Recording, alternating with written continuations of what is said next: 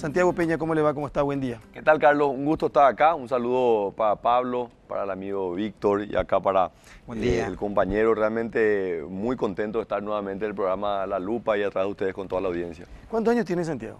Santiago tiene 38 años. Nosotros, si gana la presidencia, si gana las internas, puede ser candidato con 38 años. Y puede ser presidente No, yo 39. yo cumplo 39 el 16 de noviembre. El 16 de Ya noviembre. y sí, voy a hacer, pero de no haber ninguna elección entre ahora y abril del próximo año en otro país con un candidato más joven, voy a ser en abril del próximo año el presidente electo más joven del mundo. Nosotros hablamos mucho de la candidatura, ya se habló muchísimo de la candidatura de Santiago Peña, del origen de la candidatura. Yo le pregunto, ¿quién fue la primera persona a quien Santiago Peña le contó que le ofrecieron ser candidato a presidente por Honor Colorado? Mi señora. ¿Y cómo fue? ¿Por teléfono o fue personalmente? No. Me fui a la casa, yo tuve una reunión a la tarde con el presidente de la República y le conté cómo fue, ¿verdad? Porque él no me dijo, vas a ser el candidato. Él lo que me dijo, Santiago, tu nombre está dentro de una lista de candidatos, pero si hay algo que yo no te puedo dar es el cariño, el afecto de la dirigencia. Eso tenés que ganártelo vos. Más allá de las preferencias, de la relación laboral y de compañeros que somos, esto es algo que vos tenés que ganártelo. Yo no te puedo dar. Le dije, perfecto, presidente, acepto el desafío.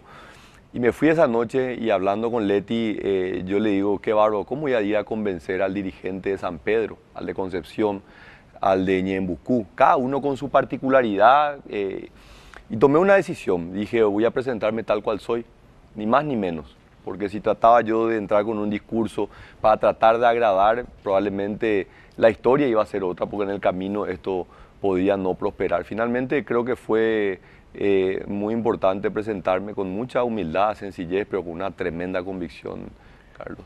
Ayer Mario Audo Benítez, ante una consulta de Aníbal Espínola con relación a Santiago Peña, le dijo un capricho del presidente. Santiago Peña es un capricho del presidente. Y leí que Luis Alberto Castiglione dijo, no tiene integridad Santiago Peña. ¿Cuesta ser el capricho del presidente de la República? ¿No tiene integridad? Bueno, no es la primera vez que escucho una cosa como esa. Sí. Bueno, Carlos, la verdad que yo soy una persona pública, la gente me conoce, mi vida es un libro abierto, desde mi ingreso al Banco Central, luego mi ida al Fondo Monetario Internacional, mi vuelta como miembro del directorio del Banco Central, luego nombrado como ministro de Hacienda. Y yo creo que queda finalmente a la gente que pueda decir, yo me tengo mucha fe, yo sé de mis convicciones, sé de mis principios, de mis valores, aquellos que han sido aprendidos no en una universidad, sino en la familia, en la casa, los valores que me dio mi padre cuando a los 17 años me dijo, Santi, lo único que te voy a dejar es tu educación, ni empresas ni estancias, así que más vale que estudies. Y bueno, yo creo que la gente va a tener que evaluar si Santiago Peña, en base a su conducta a lo largo de su vida, ha sido una persona que se ha comportado de manera íntegra, si ha sido responsable, si ha mantenido esos valores. Yo realmente me siento muy confiado en mí mismo y aferrado a esos principios, a esos valores, y lo voy a seguir haciendo. Yo realmente lo único que tengo, Carlos, es mi nombre y no busco otra cosa. En la vida he tomado la decisión de seguir un camino de acumulación de riquezas en función a experiencias, a afectos, no a cuántas propiedades tengo, cuánta acumulación de riqueza económica he acumulado. Así que en la campaña política se dice de todo, entonces no me extrañaría de que digan eso, dicen cosas mucho peores, pero finalmente son ellos los que después tienen que explicar, como ya ha pasado con algunos que me han atacado, pero que luego han venido y que me dicen, Santiago, discúlpame, le digo, no te preocupes, sigamos, miremos para adelante, yo no guardo rencor. También debo decir que Mario Audo Benítez dijo, lo respeto porque es un muy buen profesional, y criticó una vez más ese recorrido político que él sí dice tener, porque está hace más de 2 años trabajando en todo esto y que Santiago Peña no tiene. Esa es la parte más difícil de Santiago Peña, explicar que no tiene un recorrido político partidario. No, Carlos, de hecho es la más fácil. Yo tengo un recorrido político mucho más largo que el del senador Mario Audo Benítez. Tenemos que definir qué es política. No, política partidaria, digo yo. Bueno, es otra cosa. Pero acá estamos hablando, yo tengo muchísima experiencia, mucha más que él, en políticas públicas, en políticas que promueven el desarrollo económico con equidad social. Tengo experiencia en políticas de transparencia, tengo políticas de inversión pública que traen un desarrollo al país. No tengo experiencia en malas prácticas en la política prebendaria, no tengo experiencia en la política de amañar elecciones para beneficiar a un candidato que no fue electo legítimamente. No tengo experiencia en esas viejas prácticas, que de hecho soy alguien que está queriendo venir a cambiar esas prácticas de la vieja política. La política de servicio, Carlos, es la demostración más, la mejor forma de mostrar el servicio a través de la política. Para dar parte, sí. Un segundito Sí, nomás, perdón. porque no quiero dejar pasar esto que dijo Santiago Peña. Él dice que quiere venir a cambiar esas viejas prácticas de amañamiento, de corrupción. ¿Cómo vas a hacer cuando tenés una lista de senadores que están acostumbrados a eso? De la misma manera, Víctor, que lo vengo haciendo cuando era ministro de Hacienda. Porque ¿Te vas a enfrentar a ellos? ¿Vas a nadar en un mar de tiburones? No. Los que hoy están en la lista del Senado por el Movimiento Honor Colorado, muchos de los cuales ingresaron en el periodo anterior por listas independientes o por otro movimiento, han acompañado la gestión de este gobierno. Han sido los senadores que han acompañado tanto al presidente de la República como a mí en cada vez que fui al Senado para defender el proyecto con un enorme impacto económico y social, muchos de los cuales no han podido prosperar por una mezquindad política de nuestros propios correligionarios, viejas prácticas que tanto daño le han hecho. Y en esto no hay que cansarse de repetir la historia para no volver a cometer los mismos errores. Recorro mucho todo el país, todos los barrios de nuestra capital, principalmente aquellos barrios más vulnerables, y ir a ver lo que es tanto el Bañado Norte como el Bañado Sur, y pensar que el proyecto de la construcción de la franja costera había sido aprobado por el Banco Interamericano de Desarrollo en el año 2005, era un proyecto emblemático. Enrique Iglesias, en ese entonces presidente del BID, había puesto todas sus esperanzas y dijo: este proyecto va a transformar a Asunción, va a transformar a la capital del Paraguay con un enorme impacto social. Finalmente ese proyecto se truncó por una decisión que tomó el presidente en ese entonces, Duarte Frutos, de no darle un mérito político al entonces intendente de Asunción, Enrique Riera, que, oh casualidad, era su mismo partido político.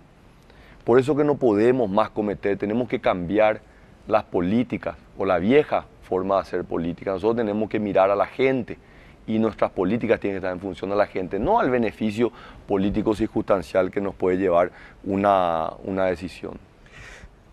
La misma pregunta que ayer hacíamos. ¿No hay sorpresa en la lista en el Senado?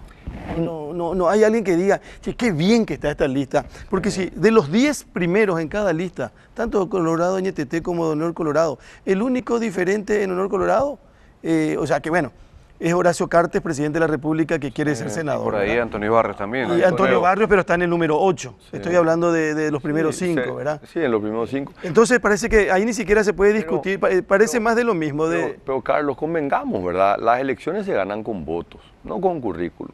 O sea, yo obviamente que vengo del mundo técnico, me siento privilegiado por haber tenido el acceso a la educación que tuve, pero no es esto lo que me va a permitir, es la forma de que si yo me puedo conectar con el electorado. Esta es una herramienta, pero no es el fin en sí mismo. Si yo soy una persona que solamente me voy y me presento con mi currículum, pero no tengo la posibilidad de conectarme con el electorado, no voy a llegar.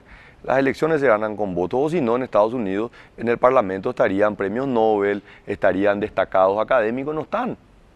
Son personas que llegan ahí por medio del voto. Entonces, yo lo que sí te puedo decir de que probablemente Santiago Peña no hubiese sido candidato hace 10, 15 años.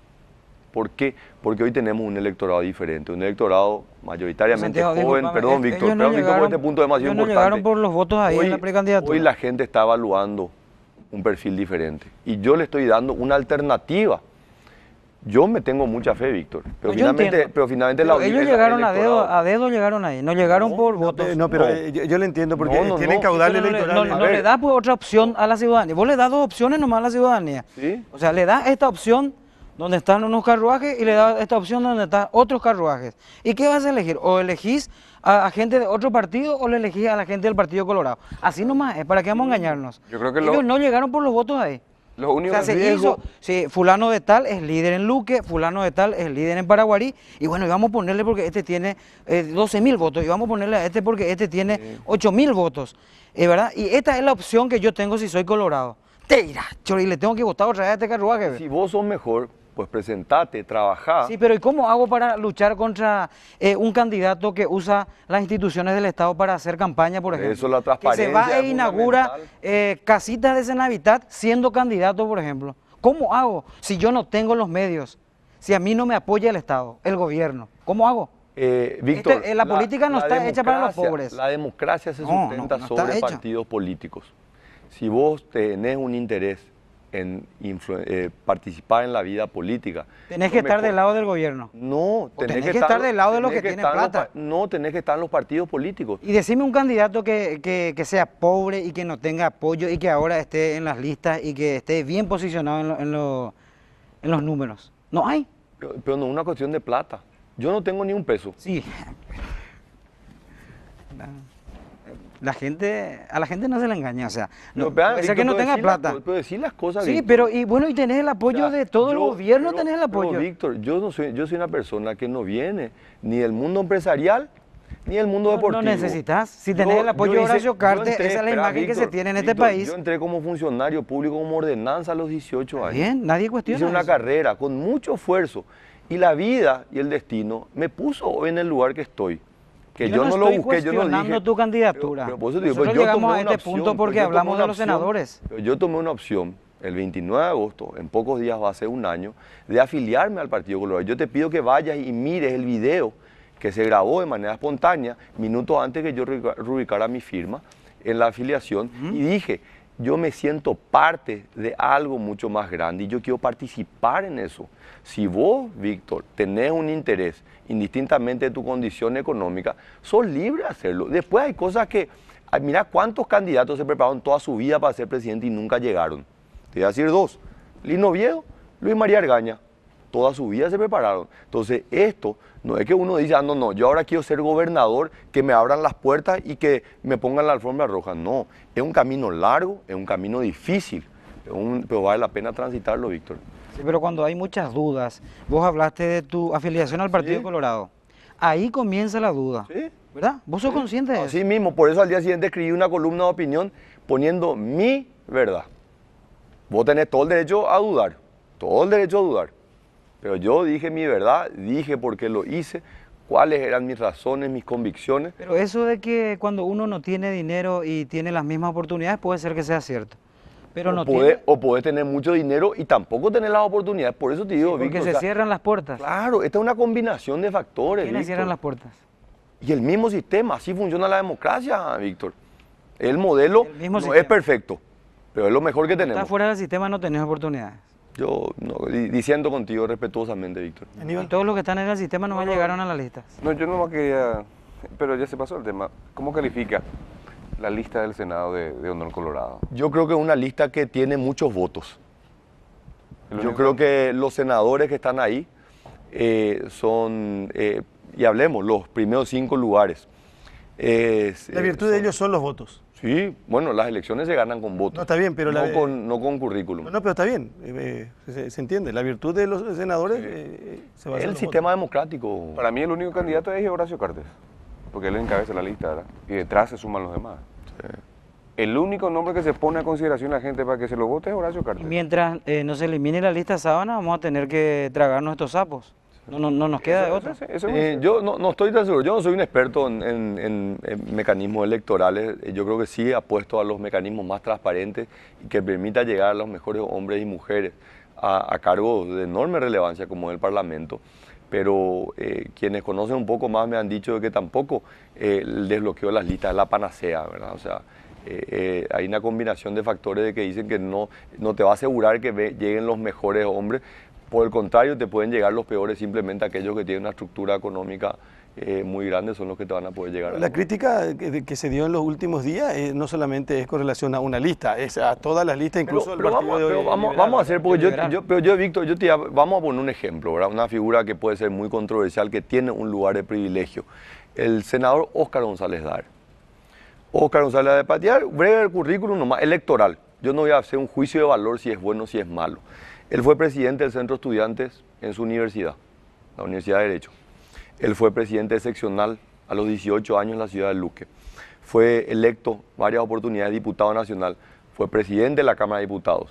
Fue electo senador de la Nación. Fue electo presidente de la Cámara de Senadores. O sea, todos esos cargos, él fue designado por un voto, sea un voto popular o sea por sus pares. Te puede gustar, no te puede gustar, pero es un mecanismo democrático. Y en lo que ha sido en la gestión de este gobierno, él ha apoyado y ha defendido la gestión del presidente Horacio Cartes. Entonces, él tiene ganado ese lugar en la lista del Movimiento Honor Colorado. Como también yo creo que hay otros referentes nuevos que también han hecho mucho mérito y que están. Antonio Barrios es uno de ellos, Sergio Godoy, número 9, Roberto Moreno, un joven profesional muy destacado, va a estar en el número 11, que yo creo que haciendo una buena elección, él entra en la Cámara de Senadores y va a ser una incorporación muy buena. Un abogado de 40 años con una maestría en la Universidad de Oxford en Londres, un currículum impecable, trayectoria en el sector privado, pero él opta por venir al sector público y trabajar de la Procuraduría General de la República con enormes logros. O sea, podemos hablar todo un programa acá del trabajo que ha tenido Roberto Moreno en la Procuraduría. ¿Por qué no le ponen en puestos más accesibles? O sea, que parece el albirroja, los mejores están en el banco. Santiago, una cuestión también que se habla permanentemente, ya vamos a ir a Pablo también, lo que se viene, porque se critica mucho esto de las viejas prácticas políticas y sin embargo se denuncia en los últimos días una especie de persecución a quien no esté de acuerdo con o que no acompañe a Santiago Peña. A propósito, acotar lo que está diciendo Carlos, estoy leyendo en uno de los diarios que hasta ahora ya se recibieron 500 denuncias de personas sancionadas o desvinculadas de la función pública supuestamente por no respaldar la candidatura aquí de Santiago. Eso es mucho. Si eso es así, Santiago, estamos en lo mismo. Sí, si fuese así, ¿verdad? Pero entonces, hay que ver cada una de esas denuncias, porque acá se le cambia a alguien que entró en un cargo de confianza por pertenecer a un movimiento y es una persecución, cuando el motivo por el cual llegó a ese cargo no fue su competencia, sino habilidad, sino la confianza que tenía con la persona con la cual estaba trabajando. Pero esto es parte o sea, digo que las acusaciones son parte del proceso. Yo me siento muy cómodo, Carlos, yendo a los actos y haciendo algo totalmente innovador. Yo voy a escucharle a la gente. Inclusive voy a escucharle a la gente y les pido que sean muy críticos, ¿verdad? Algunos animan y dicen, Santiago, no me gusta esto. En algunos casos sabemos que hay gente que va infiltrada, ¿verdad? Que la otra vez me pasó en la seccional número 1 en un acto con mujeres, que una señora que obviamente estaba todo preparado se fue y empezó a criticar, ¿verdad? Y terminó de criticar y se dio la vuelta y se dio, no, porque le estaban abuchando y dije, déjenle hablar. Habló ella, terminó de hablar y quería irse, no, ahora yo quiero que vos me escuches a mí. Y le di todos los argumentos y le dije al final, mira, la verdad es como la piedra, es dura y duele. Y esos son los argumentos que nosotros utilizamos, pero no necesitamos. Yo quiero irme a golpear las puertas de aquellos que hoy todavía no están convencidos. Por eso la importancia de los debates, por eso la importancia de que podamos hablar de estos temas. Porque no es por nosotros, Carlos, es por la gente que está atrás de la cámara, que tiene que escucharnos y tiene que saber qué pensamos sobre cada uno de los temas. Y cuando nos atacan, tenemos que tener la capacidad de responder. Podemos también decir, no sé esa respuesta, vos me preguntás algo, y no está mal decir no sé. No soy menos por eso, claro, pero denota responsabilidad, honestidad. Y eso es lo que la gente quiere saber de nosotros. Pablo.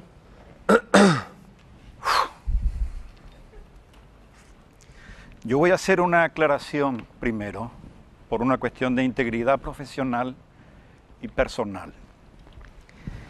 Mis grandes maestros de la Escuela Alemana de la Economía Social de Mercado me han enseñado, me han dicho, me han advertido que en tiempos político-electorales, que en América Latina no son de contienda, sino de guerra político-electoral, Pablo, tus análisis económicos manténlo en silencio, prudentemente, no los hagas público. Tu responsabilidad mayor, estés donde estés, sector público, sector privado, es cuidar la economía en tiempos político-electorales, porque los políticos tienen la irresponsabilidad de destruir la economía. Y vos tenés la responsabilidad de cuidar la economía para que esa economía termine bien y que el gobierno que venga reciba una mejor herencia de la que el gobierno que se va recibió. Esa es la lección fundamental. ¿Por qué? Porque en este escenario de guerra político-electoral, donde no solamente se pelean los políticos y los partidos, sino que también se pelean los grupos empresariales con sus medios de comunicación, que casi actúan como partidos políticos, la primera víctima es la verdad económica. La primera víctima es la verdad económica. Entonces la sugerencia es, ¿para qué? Si cualquier cosa que se diga va a ser mal interpretada, va a ser desconsiderada y por sobre todas las cosas no le van a dar valor. El que se está yendo, bueno, trata de defender los logros que ha conseguido. El que quiere llegar, ataca, desvirtúa, ensucia, porque considera que de esa forma puede tener un mayor escenario electoral con votos favorables. Entonces reitero, voy a romper una enseñanza, una advertencia, una sugerencia y voy a hacer público mi análisis económico, lo cual sé que no me va a costar poco, realmente. Yo he identificado, Santiago, 33 hechos positivos en la gestión de este gobierno. Pero puedo hacer mención de aquellos hechos positivos que yo considero que se convierten en políticas públicas, que van más allá de un gobierno y que los gobiernos que vengan, independientemente de cuáles fuesen, tienen la responsabilidad de continuar, porque eso es lo que me importa. Lo primero, para mí lo más positivo, la ley de responsabilidad fiscal. Es un instrumento para disciplinar el manejo de los recursos por parte del Estado. Establece muy claramente el nivel de déficit fiscal y a partir de ahí el nivel de endeudamiento también. Establece una política de contención del gasto salarial, porque te marca rigurosamente también el aumento de tu gasto corriente, donde está el gasto salarial. Te establece muy prudentemente un reajuste de salarios públicos que tenga que ver fundamentalmente con el ajuste del salario mínimo legal en el sector privado. Y finalmente te dice, no podés tirar la casa por la ventana en términos de gasto en un periodo político electoral, porque eso no se hace. Vos tuviste la responsabilidad mayor en el 2016 de contener el gasto salarial. Y este gobierno se caracteriza por una política de contención del gasto salarial. Algo que no se veía desde 1971 según los registros que nosotros manejamos. Lo más difícil es contener el gasto salarial. Lo más difícil. Bajó en términos nominales y bajó en términos reales, 4% de acuerdo a la inflación. Antes de destinábamos 86 guaraníes de 100 que recaudábamos de impuestos para salarios. Hoy estamos destinando 74 guaraníes de lo que recaudamos para salarios y apuntamos a 73 guaraníes. Pero nadie te aplaude, nadie te reconoce, nadie te valora, excepto en el exterior, porque dicen, pero qué bien, ¿cómo hicieron? Porque esto significa un ahorro que se puede destinar a inversión, a gasto social, pero nadie te aplaude. Y yo te dije en una oportunidad, Santiago, cuidado con el costo social, económico y político que tiene contener el gasto salarial. Y aquí tengo que reconocer con bastante dolor la hipocresía de los empresarios. La hipocresía de los empresarios. Fundamentalmente de banqueros, de financieros y de casas de crédito. ¿Por qué? Porque por un lado, hacia afuera hablan de no más impuestos para pagar salarios. Pero por otro lado, sin mirar los números, te dicen, ¿por qué no le llamas a Santiago y decirle que deje de contener el salario porque me perjudica en mi comercio, en mi negocio, en mis intereses. Que aumente los sueldos a los funcionarios públicos porque eso va a mover el comercio, la economía y yo voy a poder vender. Porque la gente está sobreendeudada desde el 2012-13 en adelante. Pero no hay reconocimiento. Segundo punto, que me parece importante. Senavitat es una política pública hoy. Entregar 20.000 viviendas sociales y con el compromiso de terminar con 30.000 viviendas sociales. Complejos como el de San Francisco, complejos como el de Mariano Roque Alonso. Es una política pública que los próximos gobiernos que vengan no pueden bajo ningún sentido suspender o evitar. Estamos hablando de 259 millones de dólares en inversión como mínimo en viviendas sociales. Tercero,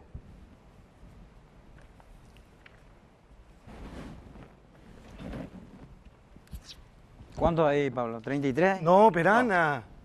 No. 5 no. ¿Eh? 5 no. Perana. no. De 33. 3 podemos hacer, top 3. Inversión. Este gobierno le dio prioridad a la inversión pública. 3 años, 8 meses, 2.816 millones de dólares en inversión pública. Dentro de ese total, al Ministerio de Obras Públicas y Comunicaciones le correspondió una ejecución de 1.682 millones de dólares, 60% del total. En estos 3 años y 8 meses, lo que se ejecutó equivale a 9 años anteriores. Y como todavía queda un trecho hasta el 15 de agosto del 2018, lo que va a ocurrir es que este gobierno va a estar invirtiendo lo que se invirtió en 14 años anteriores. Colocación de bonos soberanos en el mundo. 2.380 millones de dólares en la colocación de bonos. 4 colocaciones exitosas. Si el país no está bien, no se colocan. O se colocan a un plazo menor o a una tasa de interés mayor. De la colocación de esos bonos, el 61% se destinó a inversiones y el 39% al pago de deuda. Emitir bonos no significa solamente lograr una fuente de financiamiento y comprometerse con la comunidad financiera internacional en que nos van a monitorear todos los días si hacemos bien el manejo de la política económica. Si hacemos mal, automáticamente baja el valor de nuestros bonos. Becal, inédito, histórico, un programa de becas para que paraguayos vayan a hacer su maestría y posgrado en el exterior. 1.500 compatriotas, final del 15 de agosto del 2018, una inversión de 74 millones de dólares. Después de 157 años, porque fue Carlos Antonio López en 1858, que envió 50 estudiantes paraguayos del sector privado, de escuelas privadas, colegio privado y del sector público. Y puedo seguir, pero estas son las políticas públicas que a mí me interesan. Pero también tengo errores, también tengo objeciones, también tengo críticas que realizar porque sería incompleto Perdón, Pablo. mi análisis. Lo que vos decís, que todo esto que mencionaste, que mucha gente va a decir, ¿por qué no dice esto Peña? Porque dice Pablo. Pablo dice desde el punto de vista del análisis. De mi análisis. Lo que dice Pablo es que esto, cualquier gobierno, gane el que gane, tiene que continuar. Sí, señor. Perfecto. Sí, Faltó señor. el quinto punto, Pablo. Perdón, el cuarto. El quinto todavía no llegué. Becal es el cuarto. Becal es el cuarto. El quinto tiene que ver con algo que me llamó poderosamente la atención. ¿Vos estuviste en un evento donde participaron 1.000 mujeres la semana pasada? Sí, Semana sí, sí. pasada.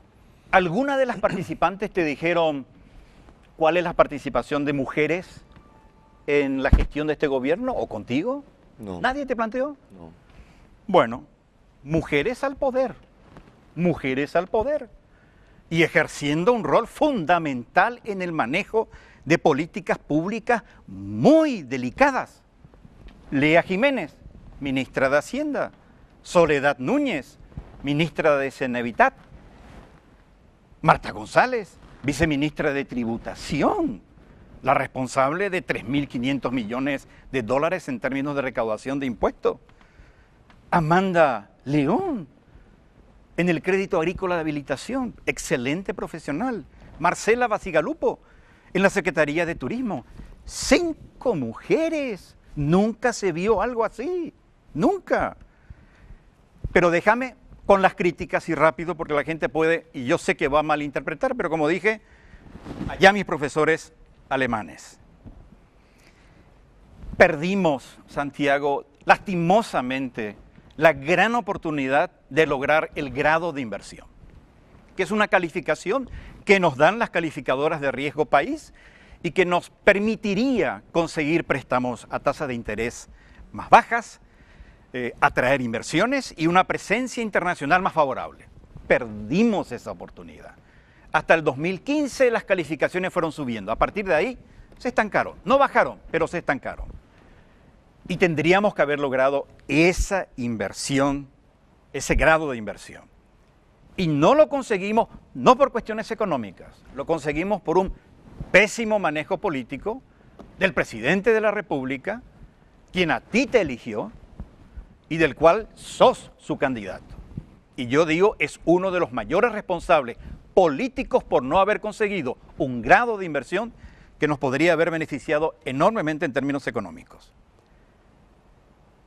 Segundo, yo no veo como política pública una política pública directamente vinculada con la producción de las familias campesinas. Hay una pata floja, muy floja. Y esa pata debe reforzarse, corregirse responsablemente. Pero ahí se dio una debilidad y hay equivocaciones en el manejo. Tercero, muy bien la alianza público-privada, muy bien la llave en mano, muy bien otros mecanismos como las concesiones y otros mecanismos como riesgo compartido. Se abre un abanico de posibilidades de financiar obras públicas. Pero se cometió un error. Hubiéramos empezado con proyectos pequeños, no proyectos grandes, para ir ganando experiencia en el manejo de esos proyectos. Cuando no tenemos la experiencia y nos comprometemos con proyectos de 600 millones de dólares, el caso de la Transchaco, obviamente eso se viene abajo porque no tenemos la capacidad de manejar. Quinto, y pongo en un combo, ataque a la pobreza, la creación de empleo. Cuarto ese. Cuarto, Perdón. Permíteme, cuarto. Está bien la colocación de bonos, pero me hubiera gustado, y este es un desafío para el gobierno que viene, las colocaciones de bonos para obras de infraestructura, sí, pero no ya tanto. Vamos a infraestructura en salud y en educación. Vamos a infraestructura en educación y salud. Por favor, en esa dirección. No vamos a despriorizar obras públicas, pero tenemos otro mecanismo de financiamiento que ya no deben ser los bonos, por así decirlo.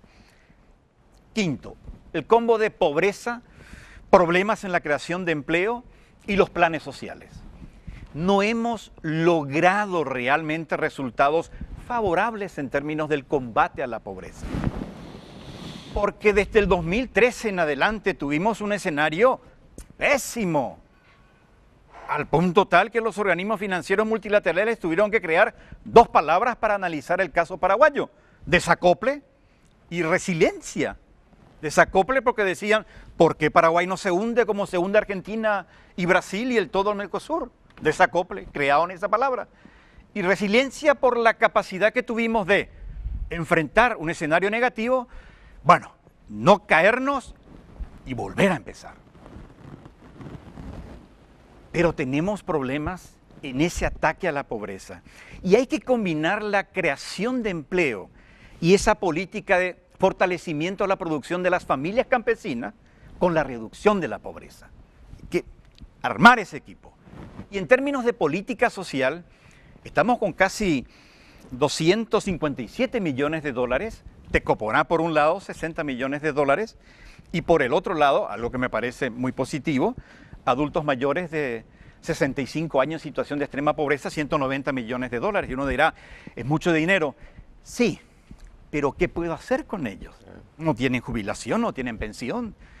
Y bueno, la sociedad asume ese compromiso, pero hay que poner un combo en el que también se pueda analizar si esa política social tiene un impacto real en mitigar la pobreza y la pobreza extrema y crear condiciones de empleo. ¿Está? No, me falta uno. Sexto. Y termino con esto. Nunca hubo un gobierno con tan pésima política de comunicación. Nunca, nunca. Ni los peores gobiernos, y los hemos tenido algunos muy malos, como el de Luis González Macri, por ejemplo. Bien ahí, Pablo. Por Dios, qué cosa horrible en términos de política de comunicación. Desde el primer día, Pablo. Desde el primer día. Eso es Sin cierto. tener la capacidad de informar y explicar, bueno, esto se pudo hacer, pero por esto no se pudo hacer, etcétera.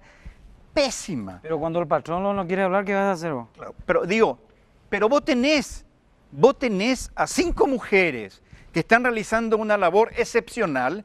Bueno, vos destacás esa labor.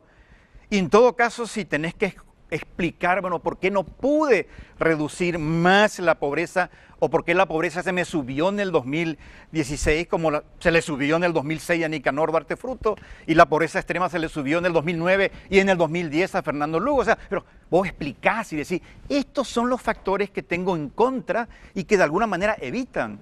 Si se te cae el precio de la soja, que nos genera el 36% de los ingresos de exportación, y cae de $626 la tonelada a $315 la tonelada, hermano, te estás hundiendo, deja de circular dinero por el campo de una manera extraordinaria.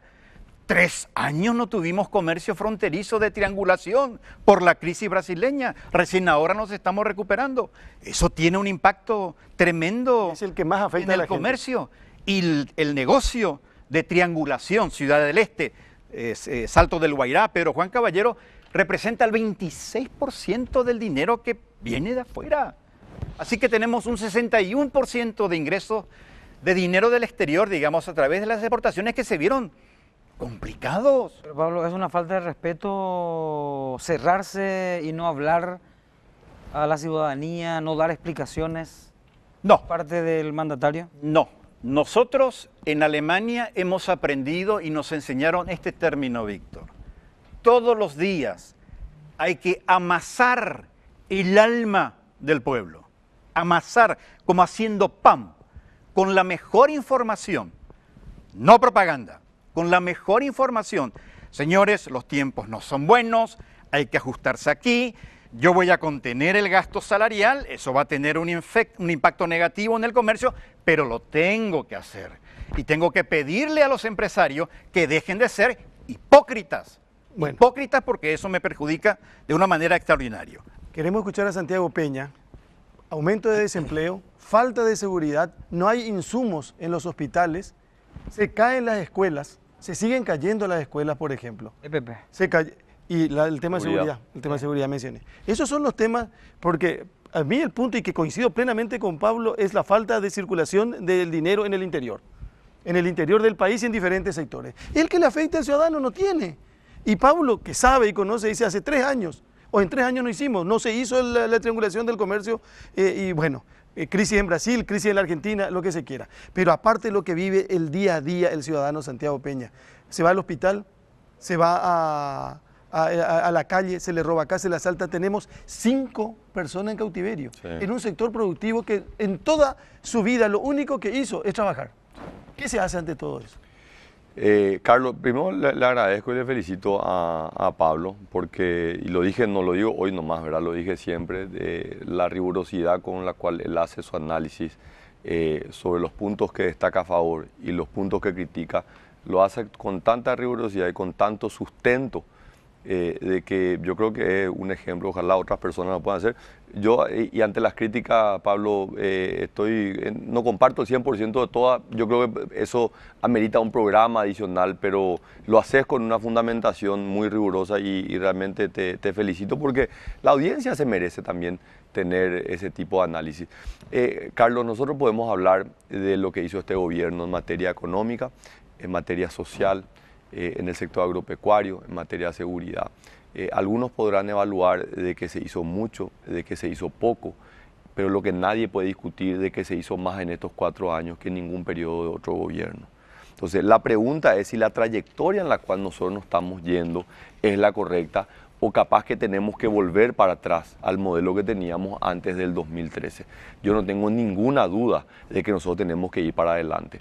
En materia de la caída de las escuelas, este es un problema que nosotros venimos arrastrando de hace por lo menos 25 años, cuando se dio el proceso de expansión del sistema escolar, que era una necesidad. En los 90 el Paraguay tenía una seria falencia de acceso a la educación. Entonces se empezó a construir escuelas donde había un techo totalmente precario, se necesitaba enviar a una profesora, probablemente no con las mejores condiciones, no a través de un proceso riguroso, pero se hizo eso.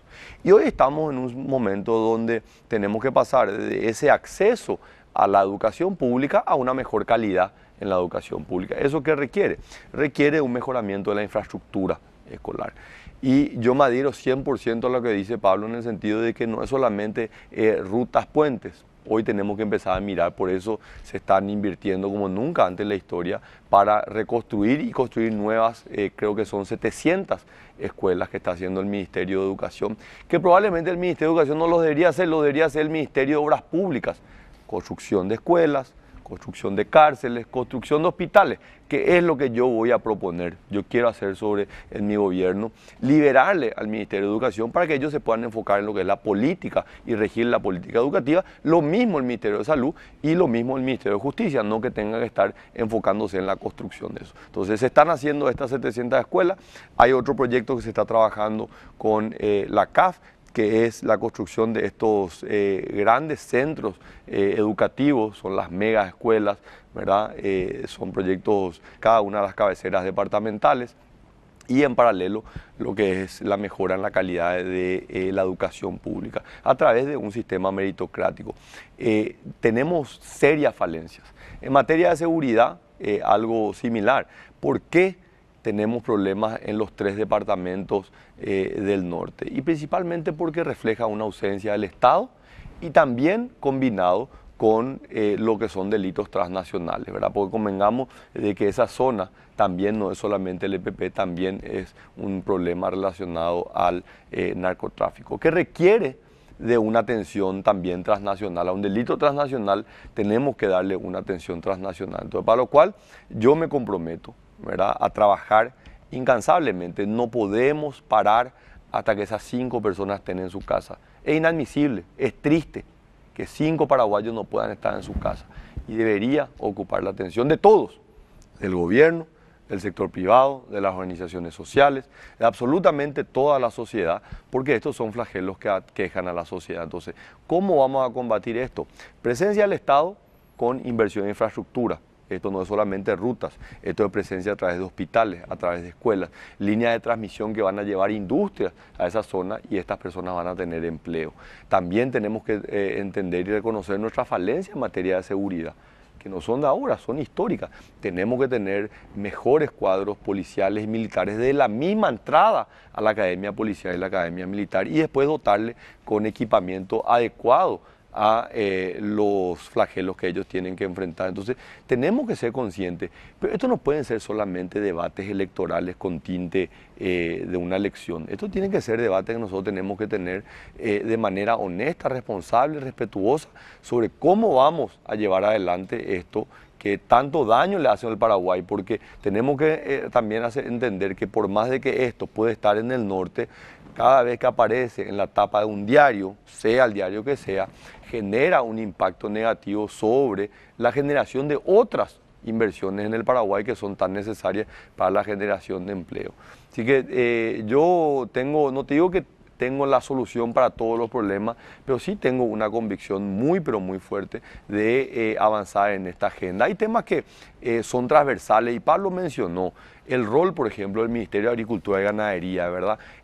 Nosotros lo hemos dicho con Luis, que también yo les pido que tomen el trabajo de analizar la candidatura de Luis Neitin, porque realmente es un orgullo para el país. Luis, también de una formación académica impecable, medalla de oro, doctor en veterinaria, ha tenido una carrera política siendo intendente, presidente de seccional, gobernador, diputado nacional, líder de la bancada del partido en la Cámara de Diputados y un conocedor del sector agropecuario enorme. Bajo su gestión, solamente en el departamento de Itapúa se compraron 40 tractores que están recorriendo. ¿Qué están recorriendo? Las fincas de los miembros de la agricultura campesina, familiar campesina. Vos sabés que en Itapúa, por primera vez después de décadas, se está plantando nuevamente algodón, gracias a un acuerdo que él hizo con Manufactura Pilar, donde se fue y dijo, mira, yo le voy a dar la semilla, voy a trabajar la tierra con estos campesinos, pero quiero venderte. Hace poco esa gente fue a retirar su cheque de 5 millones de guaraníes por hectárea, Carlos, no podía creer. Algodón paraguayo nuevamente que va a dar trabajo en una industria paraguaya. Entonces ese es el camino y acordamos con Luis de que el Ministerio de Agricultura, no quiero decir que es el más importante porque todos son importantes, pero va a ser probablemente uno en los cuales vamos a dedicarle muchísima atención porque sabemos el impacto transversal que tiene. Entendiendo de que no tiene una lógica que en el Paraguay puedan convivir, por un lado, la agricultura empresarial exitosa, de última generación, donde tenemos tractores que analizan a través de un GPS la calidad del suelo y ponen la semilla y los fertilizantes que hacen falta para ese tipo de suelo, pero también tenemos al mismo tiempo tenemos una agricultura familiar campesina que quedó totalmente atrasada 200 años y que está con el hacha y la azada. Entonces, ¿por qué pasa eso?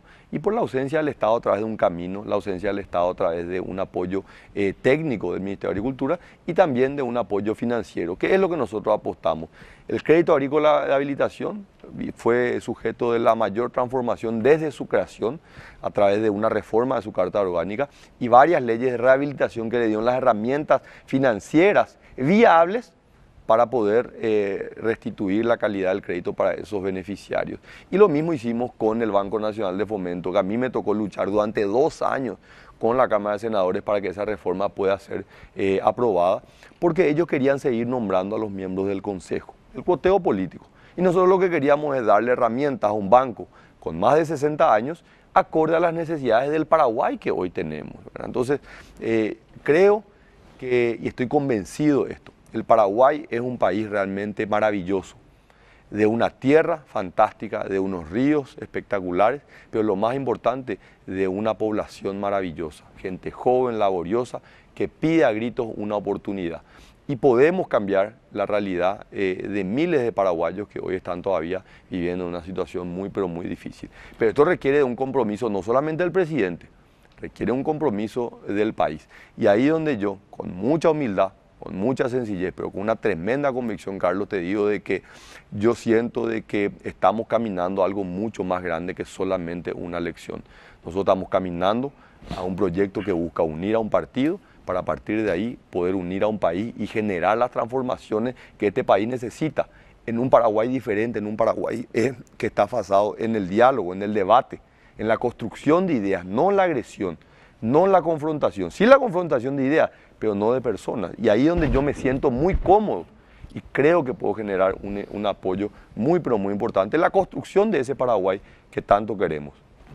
Santiago Peña va a tener la capacidad de distanciarse, en caso de ser electo presidente de la República, de Horacio Cartes en la discusión de los grandes intereses y principalmente en aquellos intereses que involucran a las empresas, por ejemplo, en el Grupo Cartes, porque la concepción hoy en día es que Santiago Peña va a ser simplemente el brazo, la extensión de Horacio Cartes. Sí. A ver, yo creo que, Aníbal, este es un tema que tanto se ha hablado y yo creo que ya hoy tiene el mote ya o de leyenda o un mito, ¿verdad? El rol de Horacio Cartes y de que él prácticamente maneja todo por control remoto, ¿verdad? Horacio Cartes tiene un estilo de liderazgo diferente. Él sabe muy bien hacia dónde quiere ir y se rodea de personas que comparten esa visión. En 2 años y medio no te puedo decir una medida que el presidente Horacio Cartes me dijo, siendo ministro de Hacienda, secretario de Estado, y me dijo, Santiago, tenés que hacer eso. Jamás. Por el contrario, han sido siempre apoyo cada vez que le fui a llevar problemas políticos, pues esa es la verdad. Todo lo que dijo Pablo, con un enorme impacto económico, tiene un enorme costo político, pero el presidente ha siempre apostado a esto y ha dado demostraciones claras de que él quiere transformar el Paraguay para beneficio de los paraguayos. Así que me siento demasiado cómodo, esa distancia la he manejado con muchísima, ha sido clave. Yo no te puedo decir una medida de que he llevado adelante siendo ministro de Hacienda, jefe del equipo económico, presidente del Consejo de Empresas Públicas, presidente del Fondo de Excelencia de la Educación y presidente del Comité de Becas Carlos Antonio López, que no haya sido en base a mis creencias, mis convicciones, inclusive en momentos que tuve que tocar los intereses del presidente de la República a sus empresas, aumentando el único impuesto que se ha aumentado en este gobierno, ¿sabes cuál es? El impuesto selectivo al consumo para el tabaco. Al tabaco. Pero un aumento efímero. ¿Aumentó o no? Aumentó, el único. Pero un porcentaje mínimo. El único. ¿Y debería aumentar más? Debería aumentar más.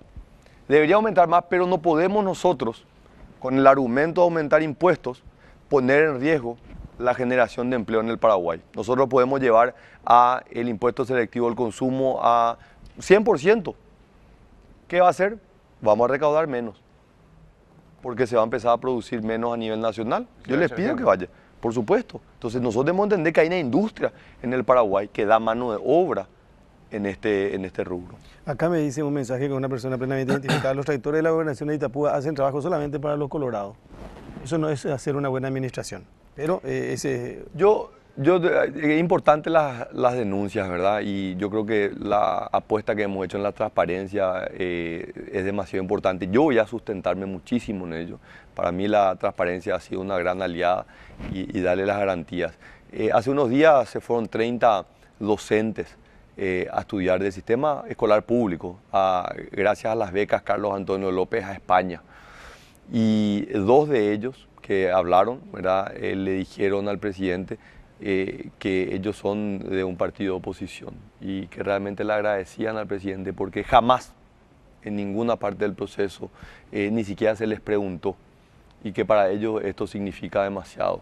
De ejemplos como eso te puedo dar cientos, Carlos, de que nosotros hemos tomado una decisión en beneficio de los paraguayos, indistintamente de sus creencias políticas o de su preferencia partidaria. Los 2 candidatos dicen que van a ganar. Mario Benítez dijo ayer que ni trampa van a poder hacer porque va a sacar una diferencia tremenda. Y leí que Santiago Peña dijo que va a ser un triunfo histórico también. Claro, ninguno de los dos va a decir que va a perder, ¿verdad? Claro. Pero si Santiago Peña tiene que argumentar por qué puede ganar él y no Mario Benítez. Mira, Carlos, te hago este análisis desde alguien que es nuevo en la vida política partidaria y que es mi primera elección. El éxito de una elección está dado por varios factores, no hay uno solo. Uno puede ser un muy buen candidato, pero no tiene llegada con el electorado, no tiene estructura partidaria. Uno puede tener una muy buena estructura partidaria, pero es un mal candidato. Pero cuando uno tiene cerca, y sin temor a equivocarme, 90% de la estructura partidaria, estamos hablando presidentes, gobernadores, senadores, diputados, intendentes, miembros de junta departamental, miembros de junta municipal, presidente de seccional, convencionales, miembros de seccional. Estamos hablando del 90% de la estructura electa que tiene voto, que está trabajando en el proyecto de Honor Colorado. A eso le sumás una candidatura que, de haber sido un perfecto desconocido en materia electoral hace 90 días, hoy, en la encuesta más pesimista, estamos empatados, pero la que nosotros manejamos estamos 8 puntos arriba. Hay una encuesta que manejan ustedes donde Santiago Peña 8 puntos arriba. En preferencia, intención de voto, ¿y quién cree que va a ganar? 12 puntos arriba. Víctor.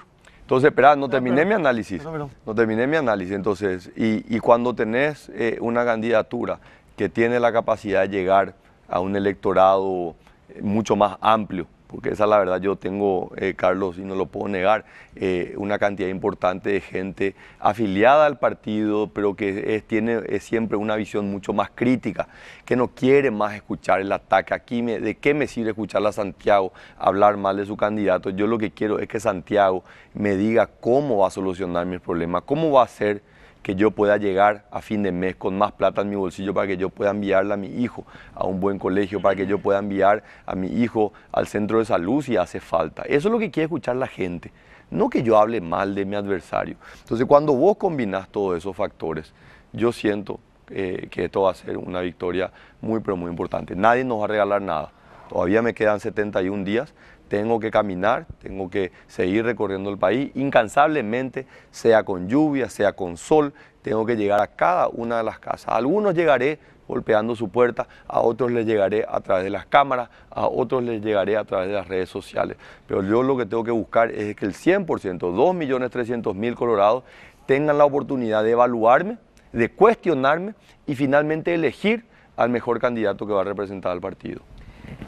Tengo que reconocer que la presencia de Santiago Peña, por lo menos en mi celular, generó una locura mayor que la de ayer con Marito, ¿verdad? Eso por un lado. ¿En tu celular? En mi celular y en mis redes ¿Qué sociales. significa eso? Bueno, eso me vas a explicar después. No, pero la gente no le cree, lo que me escribe, ¿verdad? No le cree, ¿verdad? No le cree mucho. Otro es que tengo que reconocer que Santiago Peña está muy bien preparado para, yo no sé si adiestrado, ¿verdad? Si alguien le adiestró cómo tiene que manejar esto, pero está muy bien preparado porque repite y en la repetición está el logro de generarte dudas, ¿verdad?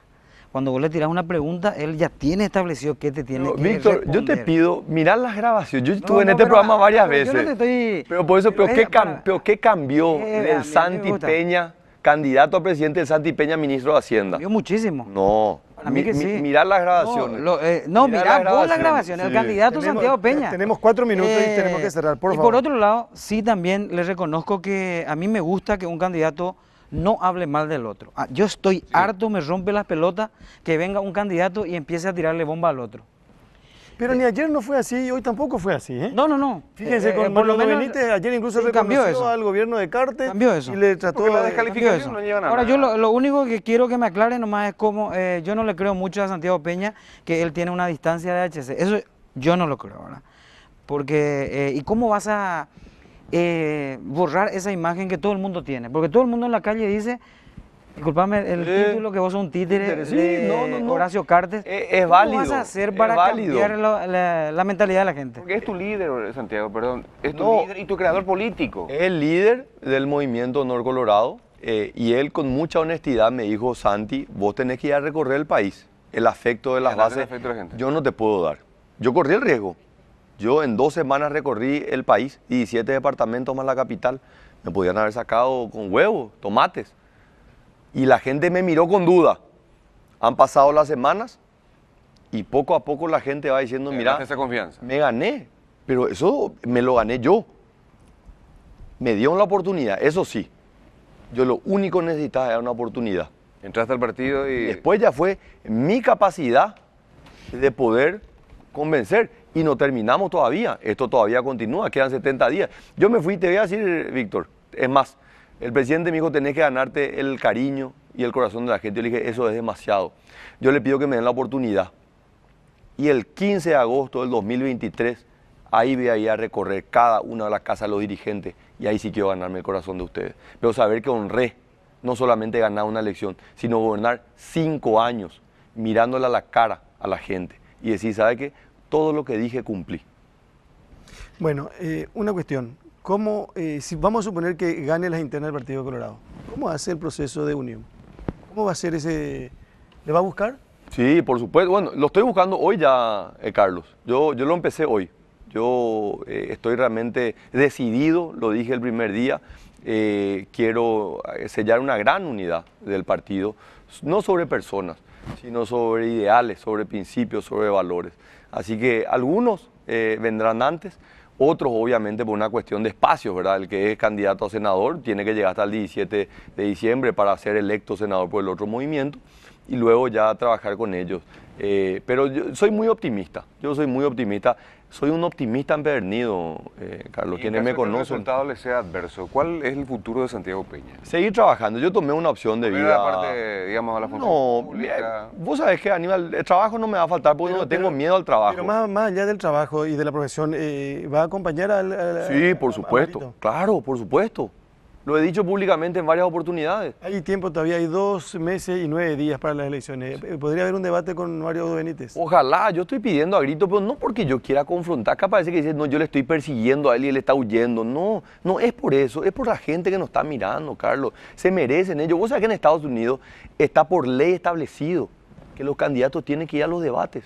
No es una cuestión si me gusta o no me gusta, o dependiendo. Yo dije, es más, firmo hoy, si una semana antes de las elecciones, todas las encuestas ya inatajables, la intención de voto a favor mío, igual voy a ir. Porque no es una cuestión si esto es una estrategia de campaña, es por respeto a la gente. Santiago Peña, le agradezco mucho. 9:27, exactamente 1 hora de conversación sin corte, así como ayer y como corresponde y como caracteriza a Telefuturo, a Radio Monumental. Gracias por venir. Muchas gracias, Carlos, Aníbal, Pablo, Víctor. Yo le agradezco mucho y fomentemos el debate. Este es un espacio de tiempo único, cada 5 años. Me va a reclamar de los se 30 abren. segundos Mario Abdo después. Muchas gracias. Ojalá tengamos más debates.